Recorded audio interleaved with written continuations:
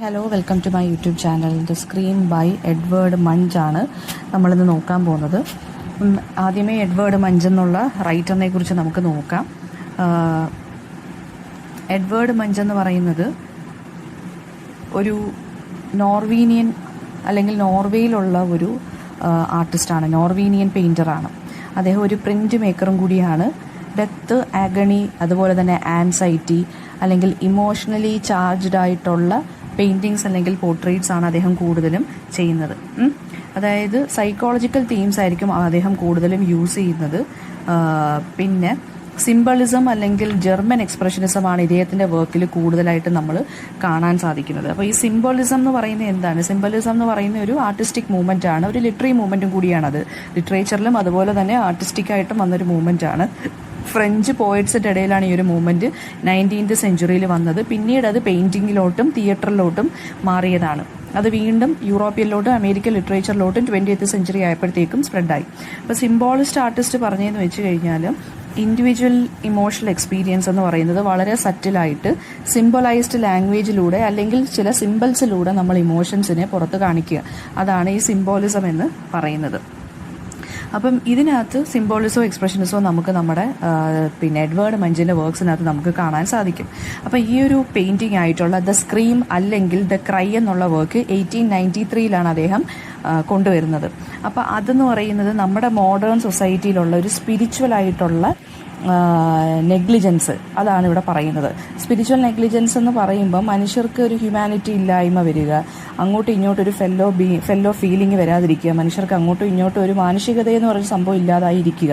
അതാണ് മോഡേൺ സൊസൈറ്റിയിൽ കണ്ടുകൊണ്ടിരിക്കുന്നത് നമ്മൾ. അപ്പോൾ ആ ഒരു സ്പിരിച്വൽ ആയിട്ടുള്ള ഒരു ഡീജനറേഷൻ, അതുപോലെ തന്നെ ഗോഡുമായിട്ടുള്ള അറ്റാച്ച്മെൻറ്റ് ഇല്ലാതിരിക്കുക, അതായത് ഈ നമുക്കുള്ള നമ്മുടെ ഹ്യൂമാനിറ്റേറിയൻ വാല്യൂസ് നശിച്ചുകൊണ്ടിരിക്കുക. അതാണ് ഇവിടെ ഉദ്ദേശിക്കുന്നത് സ്പിരിച്വൽ ഡീജനറേഷൻ എന്ന് പറയുന്നത്. അപ്പോൾ ഈ ഒരു കാര്യമാണ് നമുക്ക് ഇതിനകത്ത് കാണാൻ സാധിക്കുന്നത്.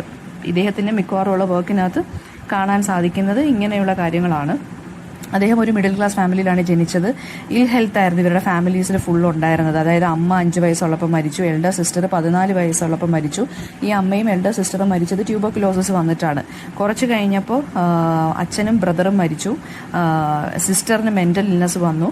അപ്പോൾ ഇൽനെസ്, ഇൻസൈനിറ്റി, അതായത് മാഡ്നെസ് അല്ലെങ്കിൽ ഡെത്ത്, ഈ 3 കാര്യങ്ങളാണ് ഇദ്ദേഹത്തിൻ്റെ പെയിൻറ്റിങ്സിനകത്തും വർക്ക്സിനകത്തും നമുക്ക് കാണാൻ സാധിക്കുന്നത്. പിന്നെ ഒരു ഡ്രോയിങ് എന്നുള്ള ഈ ഒരു കാര്യത്തിന് അദ്ദേഹത്തിന് ഫോർമൽ ട്രെയിനിങ് ഒന്നും വലുതായിട്ട് കിട്ടിയിട്ടില്ല. പക്ഷേ ഇദ്ദേഹം ഒരു സർക്കിൾ ഓഫ് റൈറ്റേഴ്സ് അല്ലെങ്കിൽ ആർട്ടിസ്റ്റിൻ്റെ ഒരു ഗ്രൂപ്പിനകത്ത് ഉണ്ടായിരുന്നു. ആ ഒരു ഗ്രൂപ്പിനകത്ത് നിന്നപ്പോഴാണ് ഇദ്ദേഹത്തിന് ഈ ഒരു പെയിൻറ്റിങ്ങിനെ കുറിച്ചും ഡ്രോയിങ്ങിനെ കുറിച്ചും നല്ല ഐഡിയ കിട്ടിയത്. പിന്നീട് അദ്ദേഹം അവിടെ നിന്ന് മാറുകയാണ് ചെയ്തത്. ഈ ഒരു ഗ്രൂപ്പിൽ നിന്ന് മാറുന്നു. അദ്ദേഹം പിന്നെ ഇംപ്രഷനിസത്തിലോട്ട് പോകുന്നുണ്ട്, അതുപോലെ തന്നെ പോസ്റ്റ് ഇംപ്രഷനിസത്തിലോട്ട് പോകുന്നുണ്ട്. പിന്നെ കുറേ ആർട്ടിസ്റ്റുകളെയൊക്കെ കണ്ടു പരിചയപ്പെടുന്നുണ്ട്. അപ്പോൾ നമുക്ക് ഇനി ഒരു പെയിൻറ്റിങ്ങിലോട്ട് നോക്കാം. അപ്പോൾ ഫ്രഞ്ച് ഇംപ്രഷനിസം, അതുപോലെ തന്നെ അദ്ദേഹത്തിന് ഈ പുതിയ ആർട്ടിസ്റ്റിക് ടെക്നിക്സുകളിലോടൊക്കെ വളരെയധികം താല്പര്യം ഉണ്ടായിരുന്നു. പിന്നീട് അദ്ദേഹം നെർവസ് ബ്രേക്ക് ഡൗൺ ഒക്കെ അദ്ദേഹത്തിന് ആവുന്നുണ്ട് കുറച്ച് വർഷം കൂടെ കഴിയുമ്പോഴത്തേക്ക്. പിന്നെ ഇദ്ദേഹം സെൽഫ് പോർട്രേറ്റ്സ് ഒരു സീരീസ് പോലെ ഇറക്കിയിട്ടുണ്ട് ഇദ്ദേഹത്തിൻ്റെ ലൈഫിൽ. സെൽഫ് പോർട്രേറ്റ്സ് ഒരുപാട് ലാൻഡ്സ്കേപ്പും അതുപോലെ തന്നെ ഹ്യൂമൻ ബീയിങ്സിനെയാണ് കൂടുതലും ഈ എഡ്വേർഡ് മഞ്ച് എന്നുള്ള കലാകാരൻ ഈ പെയിൻറ്റിങ്സിനകത്തുള്ള സബ്ജക്റ്റുകളായിട്ട് തിരഞ്ഞെടുക്കുന്നത്. ഒരു മിസ്റ്റീരിയസ് ആയിട്ടുള്ള എന്തോ ഒരു കൈൻഡ് ഓഫ് കണക്ഷൻ നമുക്ക് ആ ഒരു പെയിൻറ്റിങ് ഇത് കാണുമ്പോൾ നമുക്ക് അറിയാൻ സാധിക്കും. ഓക്കെ, അപ്പം നമുക്ക് പെയിൻറ്റിങ്ങിലോട്ട് പോകാം. അപ്പോൾ സ്ക്രീം എന്ന് പറയുന്നത് ഏറ്റവും വളരെ ഫേമസ് ആയിട്ടുള്ളൊരു എഡ്വേർഡ് മഞ്ചിൻ്റെ മോസ്റ്റ് ഫേമസ് വർക്കാണ്. ഇതെന്ന് പറയുന്നത് 1893 ഇതിന് 2 വേർഷനുണ്ട്. ഫസ്റ്റ് വേർഷൻ എന്ന് പറയുന്നത് 2 വേർഷനും 1893 കംപ്ലീറ്റ് ചെയ്തെങ്കിലും ഒരെണ്ണം 1895 പിന്നെ ഒരെണ്ണം 1910 ഇത് കംപ്ലീറ്റ് ചെയ്ത് മൊത്തത്തിൽ കംപ്ലീറ്റ് ആക്കുന്നതും പുറം ലോകം അറിയുന്നതും. അപ്പോൾ സ്ക്രീം എന്ന് പറയുന്നത് ഒരു മോഡേൺ ആയിട്ടൊരു ആർട്ടാണ്. അതെന്ന് പറയുന്ന അതിൻ്റെ ഒരു സ്റ്റൈൽ എന്ന് പറയുന്ന ഒരു മോഡേൺ സ്റ്റൈലിലാണ് ഇദ്ദേഹം ചെയ്യുന്നത്. അതിനകത്ത് കാണിച്ചിരിക്കുന്നത് ഒരു രൂപമാണ്. ആ രൂപത്തിന് ഒരു പാനിക് അറ്റാക്ക് അല്ലെങ്കിൽ എന്തോ ഒരു ഷോക്ക് സംഭവിക്കുന്ന പോലെ വാ തുറന്ന് ഇങ്ങനെ സ്ക്രീം ചെയ്യുന്ന പോലുള്ള ഒരു രൂപമാണ് അതിനകത്ത് കൊടുത്തിരിക്കുന്നത്. അത് ശരിക്കും പറഞ്ഞാൽ എഡ്വേർഡ് മഞ്ച് സഫർ ചെയ്തിരുന്നു പാനിക് അറ്റാക്കിൽ നിന്ന് 1892. അപ്പോൾ ആ ഒരു കാര്യമാണ് അദ്ദേഹം ഇതിനകത്ത് കാണിച്ചിരിക്കുന്നത്. അതായത് ആ സൈക്കോളജിക്കലായിട്ടുള്ള ഡിസ്റ്റർബൻസ് ആണ് ഈ ഒരു പെയിൻറ്റിങ്ങിനകത്ത് ഇദ്ദേഹം കാണിച്ചിരിക്കുന്നത്. ഈ പെയിൻറ്റിങ്ങിനകത്ത് നമുക്ക് നോക്കുമ്പോൾ അറിയാൻ സാധിക്കും സണ്ണ് സെറ്റ് ചെയ്തുകൊണ്ടിരിക്കുവാണ്. ക്ലൗഡ്സ് എന്ന് പറയുന്നത് ബ്ലഡ് റെഡ് കളറിലോട്ട് മാറിക്കൊണ്ടിരിക്കുകയാണ്. കാരണം അത് സൺ സെറ്റ് ചെയ്യുന്നത് കൊണ്ട് ഈവനിങ് സ്കൈ ആകുമ്പം ഒരു ബ്ലഡ് റെഡ് അല്ലെങ്കിൽ ഓറഞ്ച് കളറിലോട്ട് മാറുവാണ്.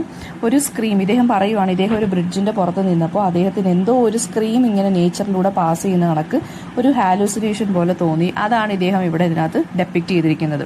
അപ്പോൾ ഇതെല്ലാം റിയൽ ബ്ലഡ് കളറിലാണ് ചെയ്തിരിക്കുന്നതെന്നാണ് ഇദ്ദേഹം പറഞ്ഞിരിക്കുന്നത്. ഇപ്പോൾ കളേഴ്സ് തന്നെ ശരിക്കും പറഞ്ഞാൽ നമ്മൾ നോക്കുമ്പോൾ ഇതിനകത്ത് സ്ക്രീം ചെയ്യുന്ന പോലെ നമുക്ക് തോന്നും. പിന്നെ അതുപോലെ തന്നെ ഈ സ്ക്രീമിനെ അദ്ദേഹം എന്താണ് ഒരു ഷോക്ക് വേവ് പോലെയാണ്. അതായത് ഈ പെയിന്റ് ചെയ്തിരിക്കുന്ന നമുക്ക് ഈ പെയിന്റിങ് കാണുമ്പോൾ അറിയാം കുറച്ചിങ്ങനെ പെയിന്റിങ്ങിനകത്ത് തന്നെ ഈ സ്കൈ ആണെങ്കിലും എല്ലാം ഈ പിക്ചേഴ്സിലുള്ള നമ്മളെല്ലാം ശ്രദ്ധിച്ച് നോക്കുമ്പം ആ പെയിന്റ് ചെയ്തിരിക്കുന്ന രീതി ആ വരകളെല്ലാം ഭയങ്കര വളഞ്ഞാണ് പോകുന്നത്. എന്തോ വേവ്സ് പോകുന്ന പോലെയാണ് തോന്നുന്നത്. അപ്പോൾ ആ വേവ്സ് എന്ന് പറയുന്നത് ഇവരുടെ ഇയാളുടെ ഈ സ്ക്രീമിലുള്ള ഷോക്ക് വേവ് ആണെന്നാണ് പറഞ്ഞു പോകുന്നത്. ഓക്കെ, പിന്നെ ഒരാൾ മാത്രമാണ് സ്ക്രീം ചെയ്തുകൊണ്ടിരിക്കുന്നത്. അവിടെ കുറേ വേറെ 2 ആളുകളൊക്കെ അവിടെ മാറി നിൽക്കുന്നുണ്ട്. പക്ഷേ അതായത് 3 ഫിഗേഴ്സ് വാക്ക് ചെയ്യുന്നുണ്ട്. പക്ഷെ ആർക്കും യാതൊരു വിധത്തിലുള്ള ഷോക്കോ അല്ലെങ്കിൽ ഞെട്ടലോ ഒന്നുമില്ല. ഇയാൾ ഈ ഒരു വ്യക്തി ഫേസ് ചെയ്യുന്ന പാനിക് അറ്റാക്ക് അല്ലെങ്കിൽ എന്തോ ഒരു ഷോക്കാണ് നമുക്ക് കാണാൻ സാധിക്കുന്നത്. അപ്പോൾ ആ ഒരു ട്രോമ എന്ന് പറയുന്നത് ഈ സ്ക്രീം ചെയ്തുകൊണ്ടിരിക്കുന്ന ആളുടെ മൈൻഡിലുള്ള ട്രോമയാണ് ഇവിടെ കാണിക്കുന്നത്. അല്ലാതെ പുറത്തെ വേൾഡിന് ഒരു കുഴപ്പവുമില്ലെന്നാണ് പറഞ്ഞിരിക്കുന്നത്.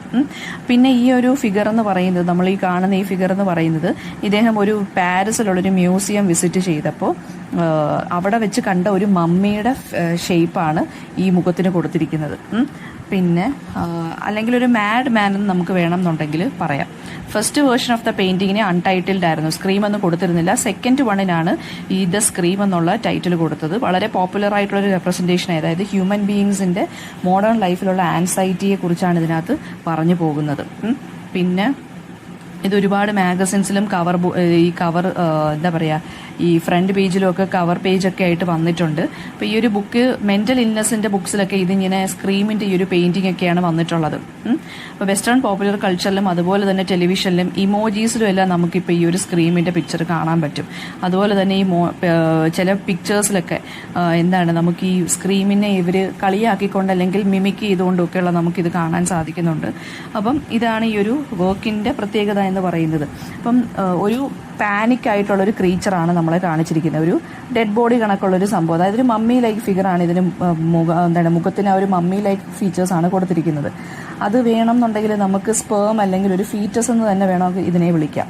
അപ്പോൾ ബ്ലഡ് റെഡ് സ്കൈ ആണ്. ആ സ്കൈ നിങ്ങൾ ആ പെയിന്റിങ് നോക്കുമ്പോൾ തന്നെ വേവ്സ് പോലാണ് ഇദ്ദേഹം പെയിന്റ് ചെയ്ത് വെച്ചിരിക്കുന്നത്. അത് ആ ആൻസൈറ്റി ലെവലിനെ കാണിക്കാൻ വേണ്ടിയാണ് കേട്ടോ, അല്ലെങ്കിൽ ഡെത്തിനെ കാണിക്കാൻ വേണ്ടിയാണ്.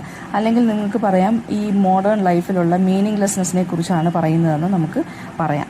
പിന്നെ ഇൻഡിവിജ്വലും സൊസൈറ്റിയും തമ്മിലുള്ള ആ ഒരു കൈൻഡ് ഓഫ് ഡിസ്റ്റർബ്ഡ് റിലേഷൻഷിപ്പിനെ നമുക്ക് പറയാം. അതായത് ഇപ്പോൾ ആ ഫോട്ടോയ്ക്കകത്ത് 3 പേര് അവിടെ കണ്ട് മാറി നിന്ന് സംസാരിക്കുന്നുണ്ട് അല്ലെങ്കിൽ നടക്കുന്നുണ്ട്, ഇയാൾ മാത്രമേ സ്ക്രീം ചെയ്യുന്നുള്ളൂ. അപ്പോൾ അവർക്ക് കുഴപ്പമില്ല, ഇയാളുടെ ഉള്ളിൽ നിന്ന് വന്ന പേടിയാണ് നമ്മൾ ഈ സ്ക്രീമായിട്ട് കാണുന്നത്.